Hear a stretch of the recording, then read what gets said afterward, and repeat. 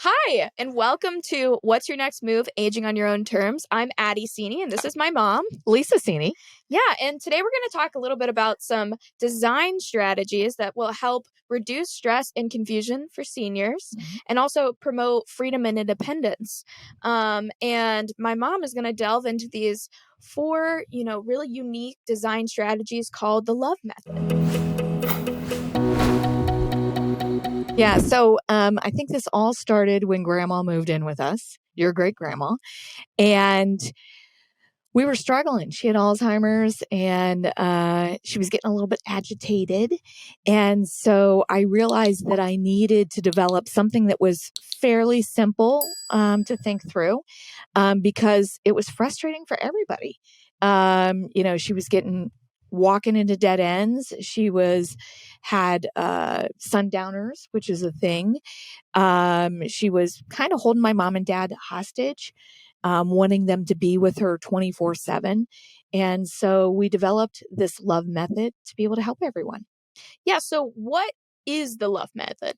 Okay, so the love method is I thought about what is the easiest strategies that we could do to help anyone aging in place or anyone living with somebody aging in place. So and if you love them, you want to help them. So the first thing is light. Second thing is optimize. Then we have visual and ease, LOVE. Cool, nice. And so, I think the first thing that I learned when I was young was that my grandparents can't see or hear as well as I can. I learned very early on that I could either say it one time really loud or I could say it 5 times kind of quietly and then still have to scream at the end of it. So I think that brings us kind of to this just basic understanding that as you age, you have different needs and your eyes change and your ears change. And that creates a space where technology can kind of set in or design can take that space. That is, yeah. That's fantastic. And if anybody knows my children, because they were raised by a village, they were raised by my mom and my dad and my grandparents, they talk really loud, like really loud. Yeah. And I will constantly have to tell them, especially if we're in a restaurant or anywhere, like bring it down a notch. And they're like, well, that's how I was raised. I had to speak loud and articulate. Yeah. So it is natural for them to be able to be kind of speaking in a way that my parents and their great grandparents could hear. Yeah. But it's not for everyone. Yeah. So one of the things is not only can folks not hear as well, which can cause a whole slew of problems and actually increase falls substantially and increase the risk of dementia, which is super bad. Nobody likes to wear hearing aids, but it's a really good thing to do it because otherwise your balance is all off and it screws you up. Yeah, connection. You lose connection. Exactly. You start to disengage from environments. But also, seniors require about 70% more light than a 20-year-old. Or 25-year-old. It's somewhere in that range. So the lighting that Adelina can see with to read is substantially lower than a senior, which, part of that means that my dad is going to miss a step and he's going to go slower. And that the moment grandma and grandpa walk in the room, they're flipping on all the lights super bright and irritating you. Yeah, I remember my grandparents are always saying, Addie, don't you need some light? I'm like, I'm really fine without it. I don't need it. And they're flipping on all the lights all the time. So there's kind of, 3 practical spaces where you can use the first letter, which is L in the love method. You can use it for, natural lighting for your circadian rhythm. So sundowners, making sure that you're getting sunlight. We'll talk about that in a minute. You can also use it as safety, like we just talked about, that your depth perception is off. You just can't see as well. So if it's more well lit, then you can see better. So you'll probably trip less. And then also light blocking. So, that ties into the circadian rhythm stuff, basically keeping the light out so while you sleep so that you sleep better. So I think that's a brilliant point. It's not just about more light. It's about the right light at the right time. Yeah, right. So the right light at the right time. So some of those things that you need are natural light. We need natural light. We were not made. We were made in a garden. We were not made to live in a box 99% of our time Mm-hmm. without outside light. Our body, scientifically, our body actually reads the light and develops hormones and all different things to keep us active and healthy. It kicks off our circadian cycle, and that allows us to know when it's time to wake up and when it's time to go to bed. And if you've ever heard of SAD, which is seasonal affective disorder, which is basically not getting enough sunshine, people in Alaska and different places that don't have enough natural light. It's the same thing with, as a senior, you're in the home the whole time. So anytime you can have more natural light, views of nature, biophilic design, color corrective light that mimics sunshine. Like you can actually do lights that start off as sunrise, go to full day spectrum, and then go to sundown. Yeah, and those are as simple as like the Philip Hue lights. You can set these, kind of daily cycles, routines where it will do that for you. Yeah. And so you can set it and forget it. That's kind of a cool thing about a lot of the lighting features. Yeah, too. they're even doing them on airplanes to help you wake you up and go to sleep, especially for overseas flights. Yeah, definitely. Yeah. And so can you tell us a little bit more about how we can use light for safety? Well, we already talked about it a little bit, but part of it is making sure you have enough light. So at staircases, getting in and out of your door, at steps, being able to have lights. A lot of people have really low sensor lights, like when they're going towards the bathroom, like on the bottom of a wall. I want the light up where someone's going to see it. So you vertically orient. Having under cabinet lights, so that when you're cutting things, you know where you're cutting and you can see those things. All those are very, very helpful. Yeah, and then our last kind of part of the light section is actually lack of light. Yeah. So how can we implement that, and what's the usefulness of that? So sleep is a big deal, and it's a big deal. We now know that when we're sleeping, our brains will actually clean out those plaques. So we had no idea before, but our brain is actually cleaned out when we're sleeping. And if we don't sleep properly, our health is terrible. So, up until about, I'd say the 40s and 50s, when TV came on, and this is before you were born, Addie, but TV used to go to fuzz around midnight. It would go, and it was just a fuzzy TV. They didn't have all night programming.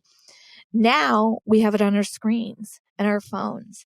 And what that's doing is that's putting blue light, which blue light tells us to wake up. Yeah, it replicates what the sunshine does in the morning. That's exactly right. And so we don't want to do that right before we go to bed, especially on our phone or our tablet. It's much better to do a TV at a distance than it is our phone or tablet. And I know I have a bad habit of, I'm going to bed now. And then all of a sudden I look at my phone really quick and then I'm in it, right? And I shouldn't be in it. But it's better to do the TV. But the other thing is I want to share out all the light that's outside. We used to not have light from the cities or security lights, and now it pours in through our windows. So it makes it very difficult to sleep well. So if you can have room darkening blinds, you can have night lights that are amber color that aren't going to keep you awake, but will help you safety wise if you get up to go to the bathroom in the middle of the night. Those are positive things. That's awesome. So, that kind of actually brings us back to, it actually brings us towards optimize. So that's the second letter, which is O, optimize. And as I understand it, these are a lot of design tips. So I'm learning as I go as well. And it's like, does something do two things? Like making, instead of, it's like the Swiss Army knife is a great example of optimizing. Wow. Yeah. That was really good. Look at that. Yeah.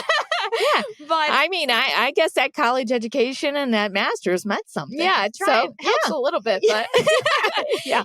But so for instance, like you just said, the night light, it's not only, a safety feature, but it's also if you have it with amber, then it actually is helping with your circadian rhythm too, kind of indicating to you that it's, it's nighttime. That is exactly right. So on the love method, where you have light, optimized, visual, and ease, it's like technology.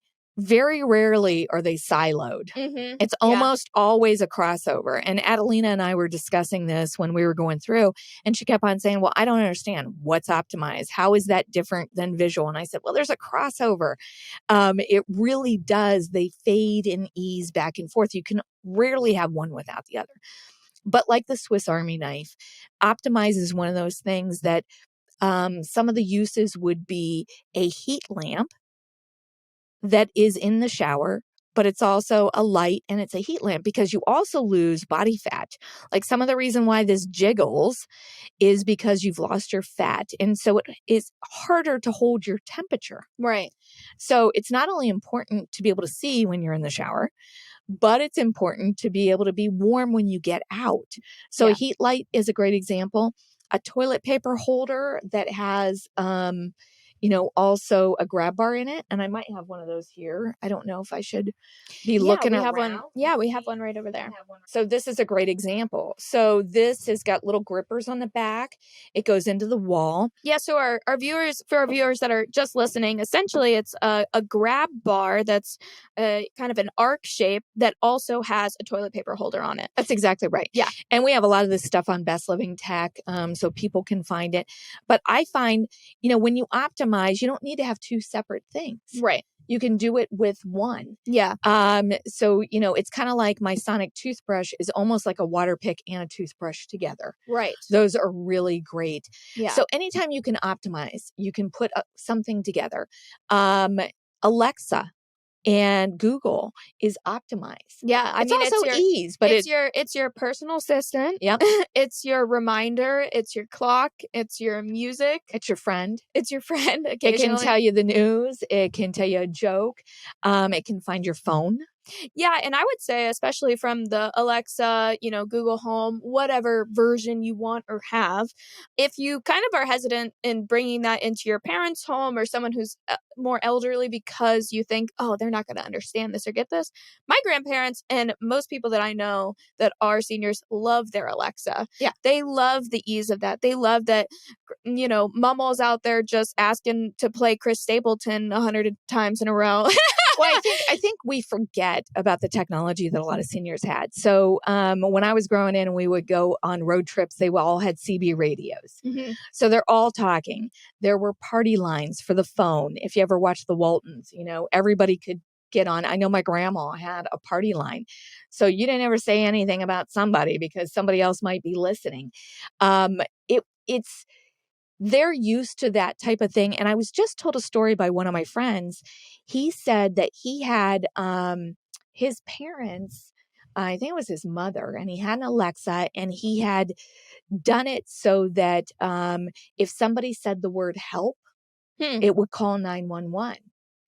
And somebody had fallen, I think his mom had fallen, and the caregiver just screamed out, help. She couldn't get to her phone.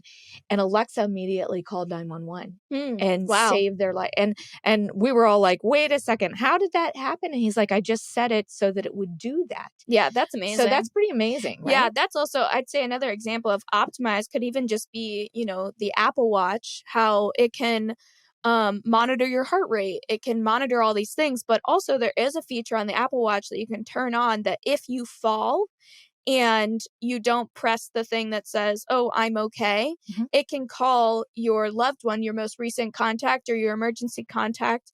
If they don't answer, it'll go to your most frequently called number. Oh, that's awesome. Which in the case of the example that I was that I met the person in, it actually called the company JetBlue because apparently the grandfather was complaining to JetBlue all the time. Which was funny. I don't know if they could help very much, but there's also Livio hearing aids. Those can monitor your heart rate. They can translate 27 languages. That's crazy. So if you want to go on a cruise ship, you want to travel around, to actually be able to translate, and then it actually has a communication tool also that says, hey, it'll send you a signal. You haven't been talking to people enough. So that's kind of cool. Yeah, that's cool as well. Yeah. And so we have all these different things, like even bidet toilet seats, which we've talked about before here. We have the grab bar and the smart lights and all these different things. But how can we kind of put it into the context, or how are we, this is implementing some of that technology we've talked about, but how do we actually design the space to make sense to us? So that brings us to V. Yeah. Which visual. Is visual. Yeah. So what which does that is probably mean? one of the hardest letters. Yeah. So, but it made sense with the love method. So just work with me on that. So visual came about because visual cueing is so important, especially if somebody starts to be cognitively impaired. So what is visual cueing? So visual cueing is basically, if you've ever tried to find a restroom and seen a weird restroom sign and you can't figure out where to go and whether it's men's or women's because somebody's being cute, that's not good visual. Okay. Gotcha. Okay. When you can't find the restroom sign, period, in a restaurant, that's not good visual. So a visual cue in a designed environment is basically that something that visually tells you what you're supposed to do in that space. Right. And it shouldn't be something it's kind of like a no-brainer. You don't even notice it when it's done well. Like a handrail that's a contrast color, so it's easy to see. That's a visual cue. For grandma, it was laying out her pajamas at bed. That was a visual cue. It was time to settle down, go to bed, and this was the outfit that she needed to put on, which also helped her to have independence. Right, exactly. Yeah. So it could be having artwork that is more fruit oriented or food oriented in the dining room, or always eating dinner in your dining room or your breakfast nook.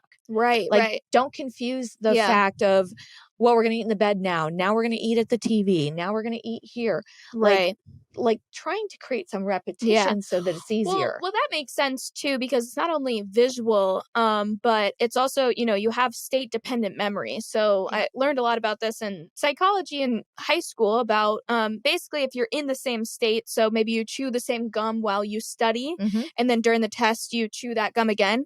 And basically that piece of information your brain receives says, oh, I'm doing this information again, or I'm doing this activity again. Right. So if you always read in the same chair, it'll make it easier for you to read there. That's an excellent example. So for me, visual would be walking into the bathroom and the tub is ran and there's candles burning and I might smell some rose petals or something like that, like some scent.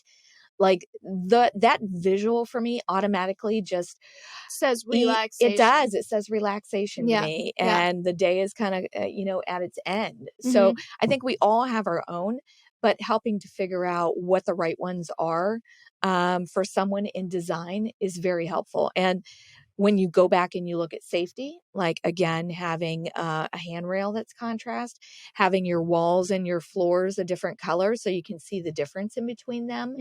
Having especially for someone that has problems with depth perception. Let's say, my grandpa, he has macular degeneration. So his right eye, I believe. No, he's kind of bad in both. Yeah, so. but it is almost completely blind. So he really can't see that differentiation. And then if you add on top of that the color of the floor and the color of the wall is the same color, he might actually run into the wall thinking that is still part of the floor. Right. Another visual would be at the top of the stairs, changing the landing or the bottom stair to a different color, so that that's a different area. So you take a pause. Changing the color behind the toilet to a different color, so the toilet's easier to see. So having cueing in that kind of space too. So it's a lot about contrast, but it also helps with cueing. Like, oh, then my brain picks up there's a toilet there instead of just a white wall. Right. Okay, cool. Yeah. And, that brings us right into making life easier. So the last letter in love, which is light, optimize, visualize, and ease. Right. Yeah. Right. And so we're on to the ease part. So what is ease to you? Okay. So ease to me is learning to drive stick shift versus learning to drive an automatic car. That's ease. Right. it's as simple as that. Like, how can I do things so that my body just automatically does them? Writing with my right hand, and I'm right hand dominant, versus writing with my left hand. When we get older, sometimes we have to constantly be figuring out how to do things that aren't easy. Mm-hmm. So we're trying to make the remote work, and it's not working. Right. This morning I was trying to use the microwave, and it was not doing what I wanted it to do, and I had to clear it. It was not easy.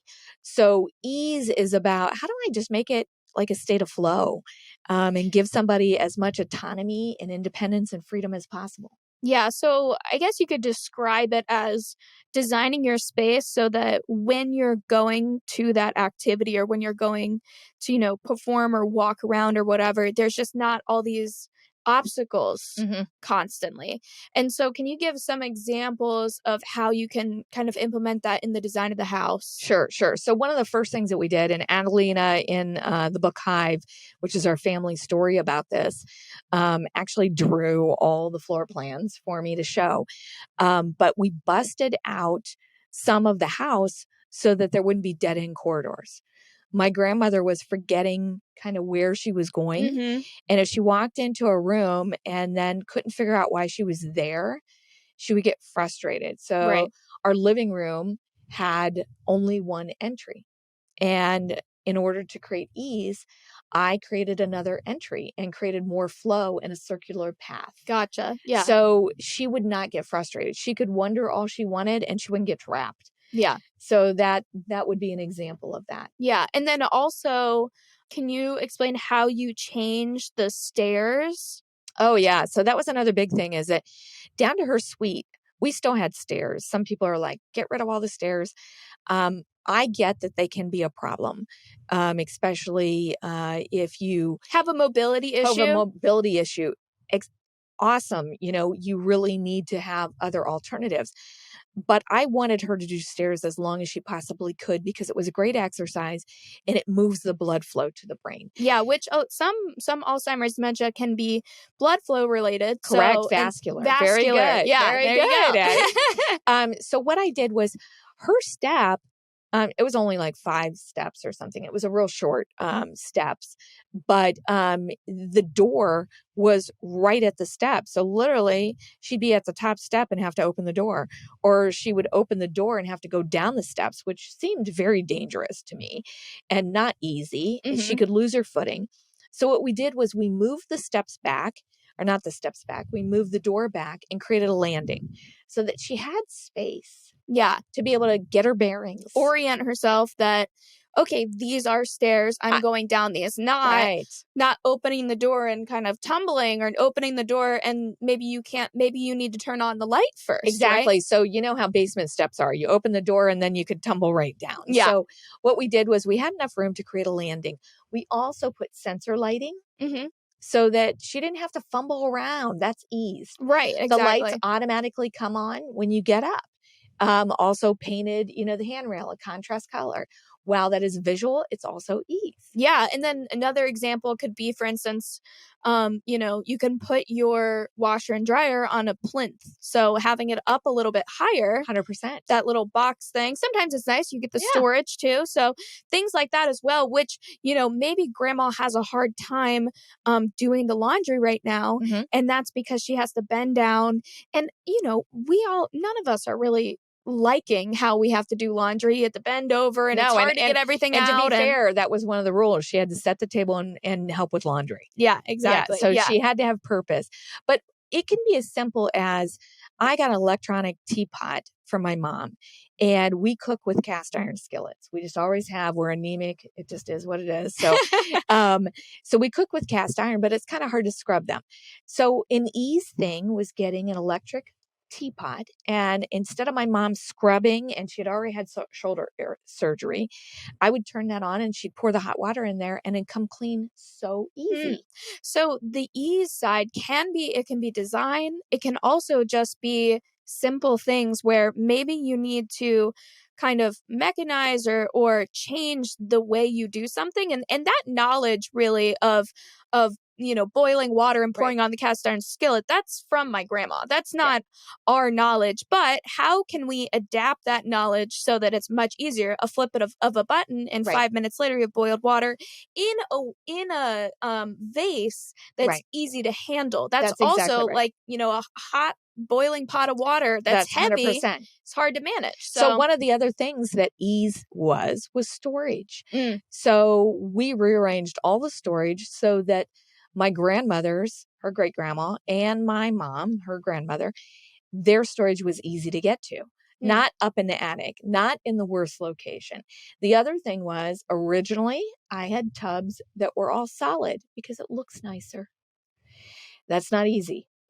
Because when you have 15 marked Christmas and you're trying to find the one thing that they want, it's difficult. So we switched all the tubs to clear tubs. So you can have it was that easier to find what you needed to find. And you have that visual cue again as well. That's exactly right. Another ease thing would be putting labels on the outside of a dresser drawer, just like for a child, for the grandma that said socks. Yeah. Nightgowns. And all these things, it can be done at any kind of scale of price too. There's all kinds of cute ways to do things on Pinterest. And I think the last thing that I wanted to mention as well is that for great grandma, we would, lay out one outfit for her. I know we talked about the pajamas, but we would have one outfit in her closet so that she could wake up, get herself dressed. That's right. And she didn't have to ask any questions. She knew, she wasn't wearing things that maybe didn't actually go together because she's a little bit confused.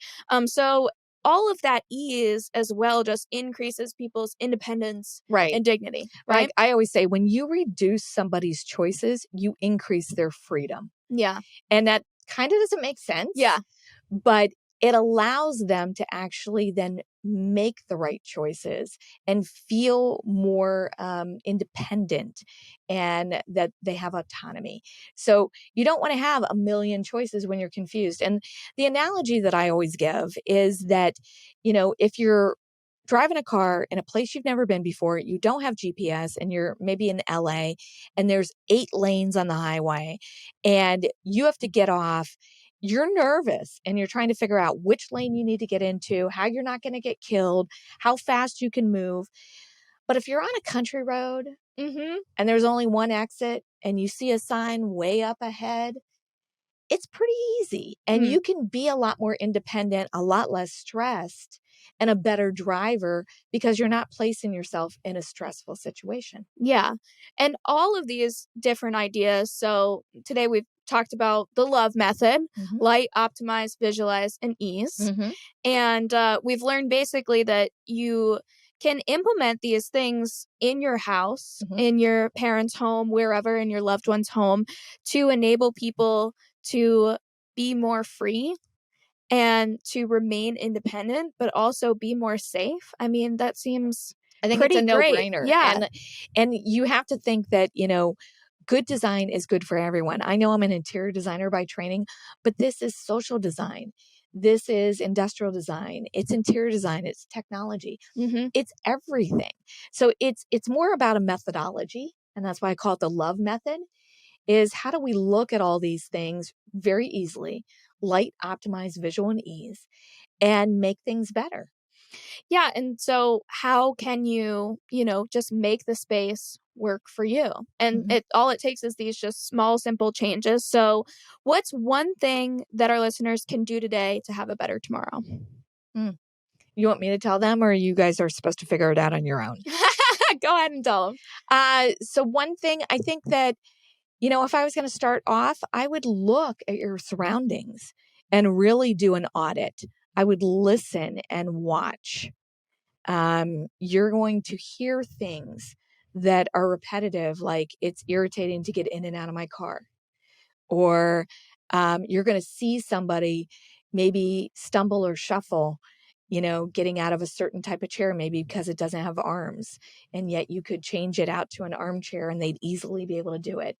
They might be moving a little slower because there's not enough light. So, be cognizant of what's going on and ask some questions. Yeah. Okay. Awesome. Well, thank you for listening today, and have a better tomorrow.